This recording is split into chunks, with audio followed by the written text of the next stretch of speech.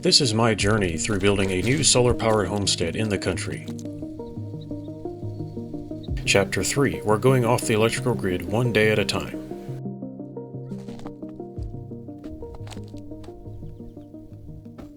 Hi everybody, Dave here. Welcome back. In this video we're going to focus mainly on my off electrical grid efforts for this new homestead. Since the rather chaotic move, I haven't had time to build proper solar racks, and I don't really have a lot of money anyway, so what I did is I bought some 2x6x16s, and I just laid those out on cinder blocks.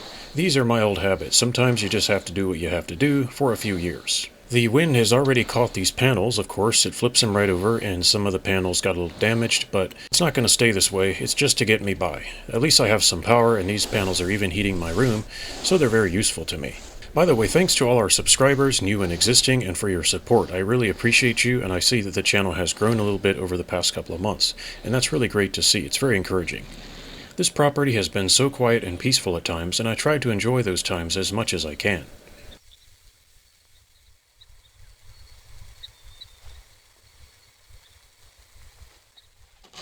This actually is going to lead to a new project that I have recently been working on, but I haven't had time to finish. But stay tuned because it's going to be awesome. These panels didn't have as much ice on them because they were shielded from the north wind by the house itself. Interesting. So in this video I thought I would show you some of the equipment I'm trying to install to start getting our appliances on our house off the electrical grid entirely. We're going to be running a standard DC 12 volts to 110 volts AC off electrical grid system in parallel right beside the DC microgrid because, well, we have a lot of appliances that need AC power, and that's going to be the case for quite a long time.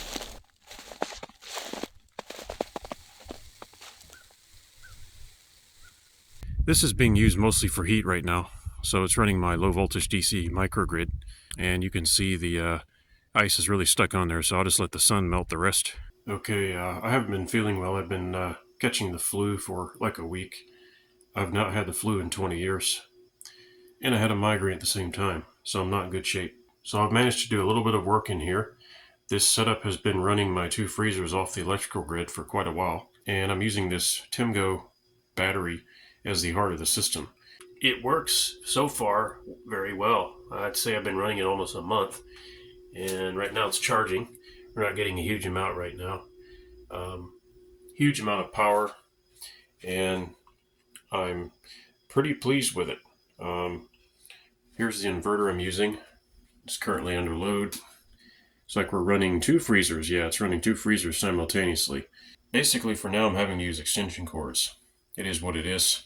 3 200-watt solar panels outside, and I've temporarily patched those in so I can get some power. This also serves as a DC disconnect. That's why they're linked with a crossbar. So positive and negative. This set of breakers is not being used right now, but it will be used later. And I'm using I think this is a 40 amp Make Sky Blue. This is what's available, and that's what I'm using. It's doing the job though. It's hard to read the screen, but I'm getting about 200 watts now.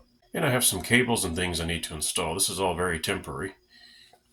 This third wire here is an experiment, so don't mind that. And yes, I'm using one of those cheap circuit breakers so that you don't have to. Yeah, these things are not reliable and not exactly good. It does say 20A on it, upside down. I guess that's good for something. Yeah, I have this here. It looks good, and it's kind of loose.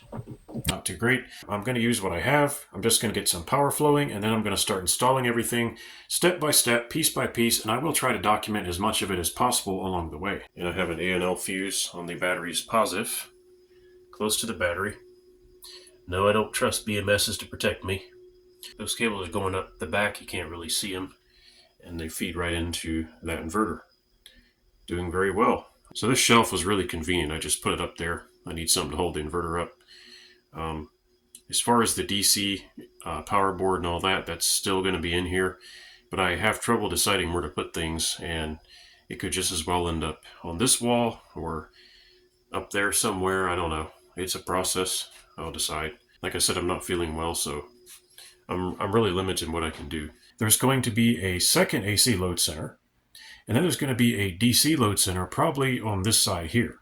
So I'm going to be running the PV-DC microgrid, absolutely. It's going to be running a lot of powerful loads. We're already doing the wiring for that, but it's going to run in parallel with a traditional 12-volt off electrical grid system. Now, it's worth pointing out here that everything you see came from the grid. Without the grid and grid-powered factories, none of that stuff would exist. So I've always found it humorous to say I'm going off the electrical grid when everything I have and everything I own came from the grid. But what solar really means to me is freedom and independence, DIY. I can use this, but I can also produce my own electrical power if I want to.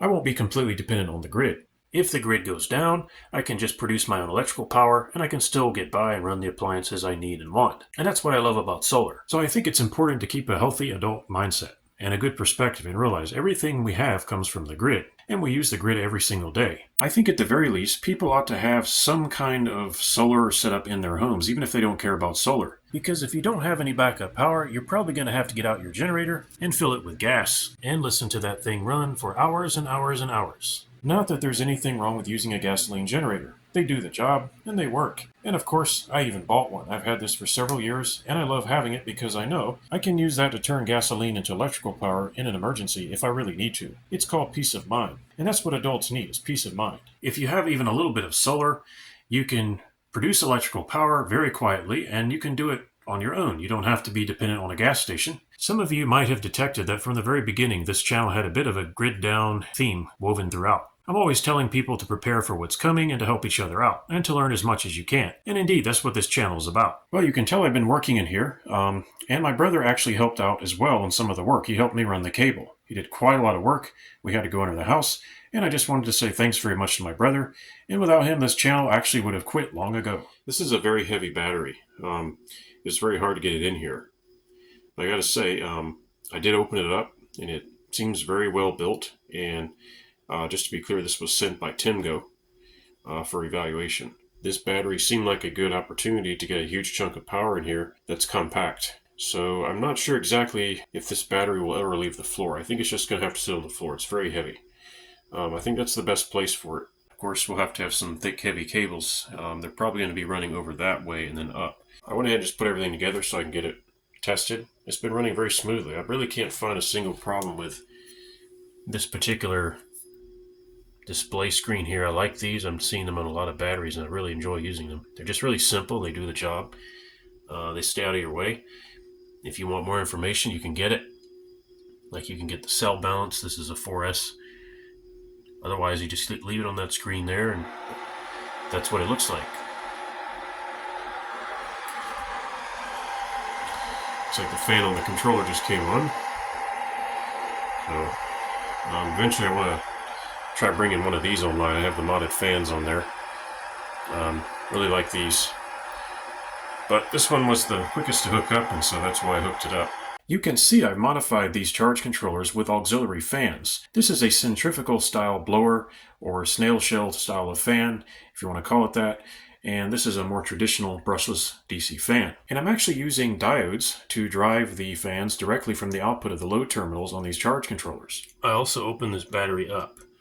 I'll show you some footage of that, and this has nice screws all around the edges and you can just lift the cover right off. So I went ahead and opened it up. I get some requests from people to look inside batteries, so I will go ahead and do that.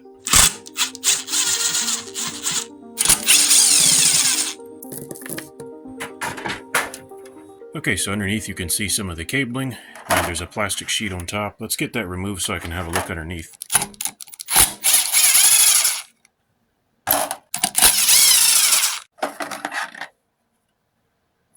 And there's my first look at the batteries. We have aluminum bus bars. And everything is wrapped in cable wrap and wire loom wrap, which is very good.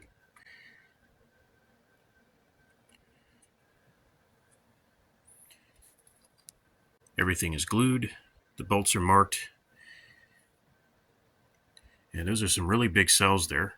It does look like the battery terminal posts are aluminum. But anyway, they're tight.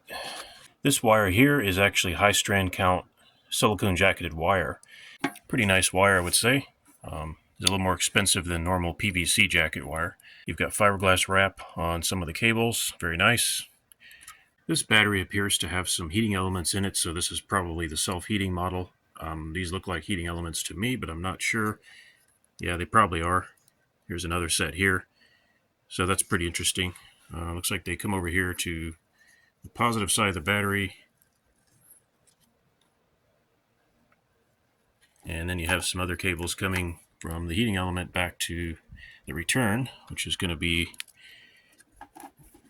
yeah, probably going down here. So yeah, the BMS can switch on those heating elements if the battery gets too cold. So I've checked for loose connections in here and I don't see any. Looks like they've marked all the bolts to show they've been torqued down, which is good. You can see the mark right there. And unfortunately, I do find a lot of loose connections and stuff that I open up. And you do not want a single loose connection anywhere in here, I can assure you. There's the vents, pressure valves on top of the battery.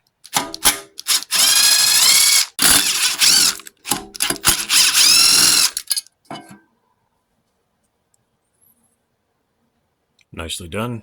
Here's a look at the cells. 736 watt hour. And not that it means a whole lot in the grand scheme of things, but these appear to be EVE cells. And I think that they're good cells. But all that matters really is how they perform. So will they work? Will they stand the test of time? It all depends on how you take care of them. If you treat lithium iron phosphate cells correctly, you can get 10, 20 years of lifetime out of them.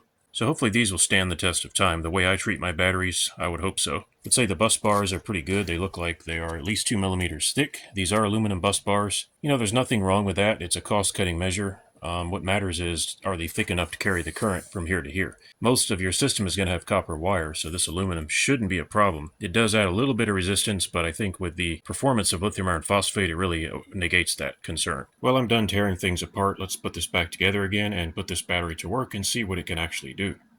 Well, last night I managed to run this battery completely flat dead because we haven't had any sun in a really long time. The weather's horrible. But I got it charging again. It's 25%. We're getting about 25 amps from the charge controller itself. I added a fourth solar panel. We now have 4 200-watt solar panels, but they're laying flat, so they don't get a lot of sun. And there's a tree shading them. Not too great. I got some new cables.